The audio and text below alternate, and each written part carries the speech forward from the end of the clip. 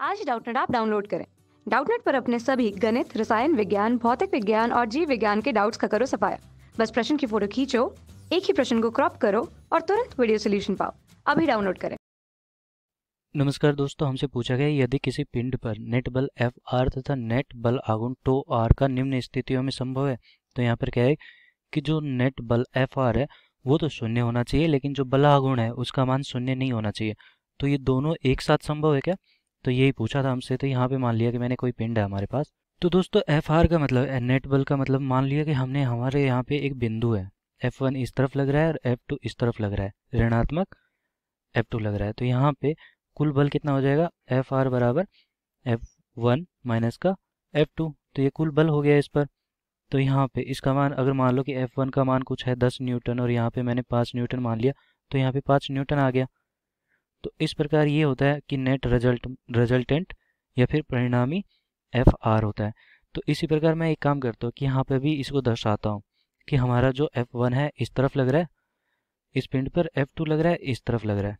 अब दोस्तों बल आघूर्ण क्या होता है? हमारा बल आघूर्ण होता है कि इस बिंदु से जो बल लिया गया है उसके कारण जो आघूर्ण इसे घुमाएगा ये बल, ठीक है।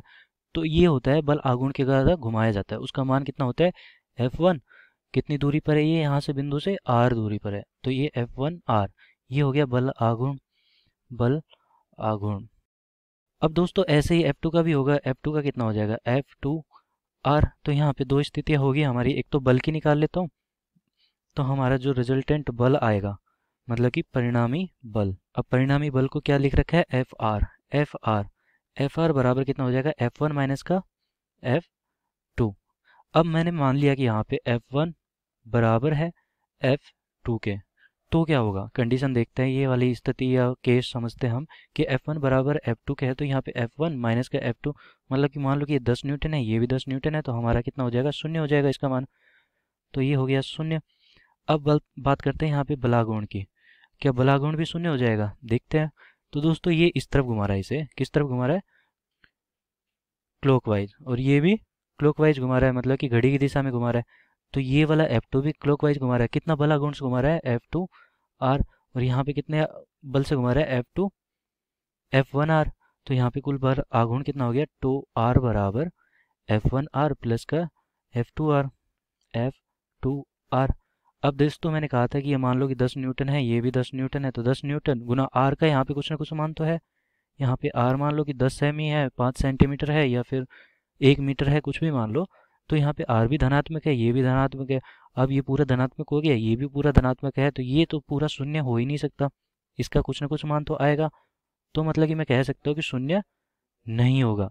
तो यहाँ पर ये देखो शून्य के बराबर नहीं है।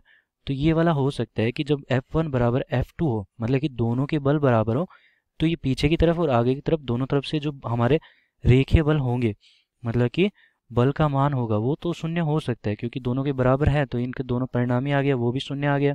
लेकिन जो बल आघूर्ण है उसका शून्य होना जरूरी नहीं है। तो हमसे यही कहा था कि ये स्थिति संभव है क्या?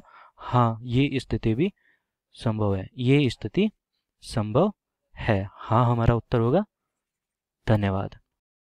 कक्षा 6 से 12वीं से लेकर नीट, IIT, JEE वो एडवांस के लेवल तक 1 करोड़ से ज्यादा छात्रों का भरोसा। आज ही डाउनलोड करें डाउटनेट ऐप या व्हाट्सएप करें अपने सारे डाउट्स 8400 400 400 पर।